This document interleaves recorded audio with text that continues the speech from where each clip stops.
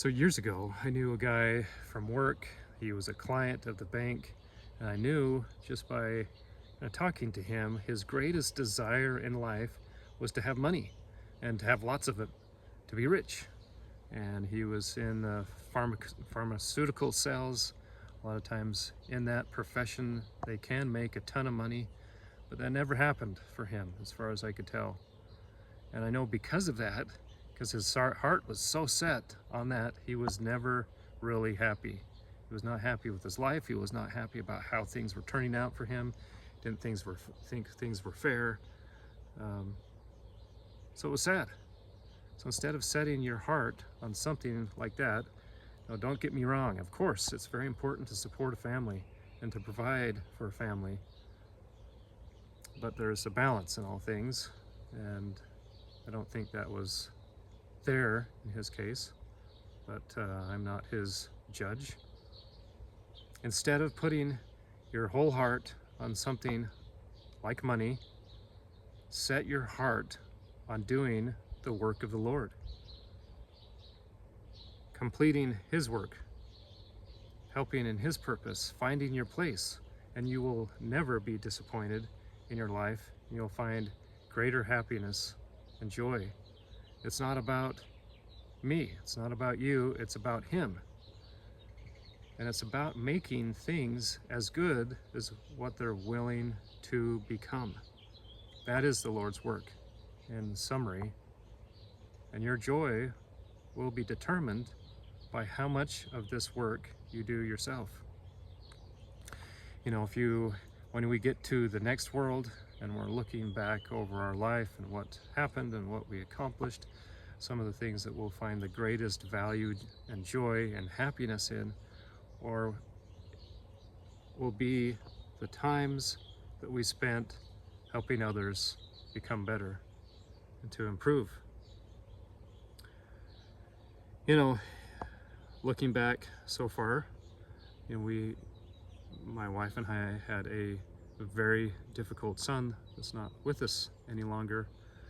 And my hope and my prayer is that we were able to take him from point A to point B, a higher level, higher than he started, by the things that we suffered, the pain that we went through, for his benefit. And hopefully he started at one level, and because of our efforts, he finished at a higher level. The improvements that he made. You know, what improvements can you help your family make? Your friends, your coworkers. You know, I was thinking back just this last week, there was a phone call, a business meeting that we had. There was 10 or 15 people on the call. They were all loan officers, and the question came up. The point of the meeting was to talk about best practices, things that you do that could be helpful to others, tips. And so I spent 10 or 15 minutes talking about things that I thought were valuable and things that I've learned after thousands and thousands of phone calls, most of them all cold calls. What tips, what things worked, what things didn't work. And I shared 4 or 5 things that I thought were very valuable, that came at a great price to me, that I was willing and open and glad to share. I was surprised after that meeting by how I felt. It felt great to share some of that openly, freely, willingly, to help others to get further ahead by the efforts that I had made over years, over 5 years of working with this current bank. Reminds me of a second coworker that I had the privilege of knowing.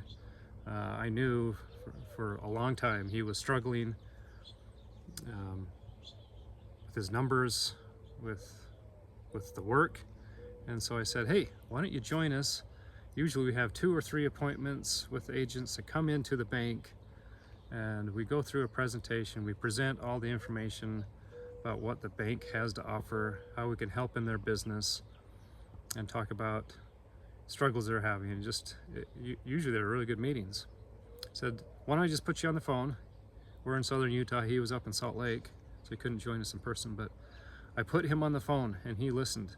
And we did that for weeks and weeks with those appointments. In addition to that, every morning when I would make phone calls, I would conference him in, and he'd listen to how I would handle these phone calls and these cold calls and talking about, and the point of these calls was setting appointments and getting to know some of these agents.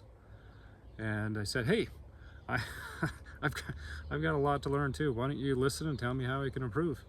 What can I do better? And we did that for a long time. And then the next step was he decided to start making, those calls on his own, and I would join on that phone call. And I think it was beneficial. In the end, he decided it was not a profession he wanted to stay with, and he moved to insurance. But it felt great to be able to try to mentor and help somebody. It wasn't my job. I wasn't his manager. It was just someone that cared about him. Mentoring has a lasting impact on someone else's life, and it can have a ripple effect when they in turn start to help others as you've helped them. And that's what it is to be like in the kingdom of God. Open your heart and your mind to the Lord. Let him take you higher, and then turn around and do the same thing for others. Help them to grow and progress and become better. Take on the Lord's work. It's all about making all things as good as they're willing to be. That is the Lord's work. Your joy will be determined by how much of this work you decide to do.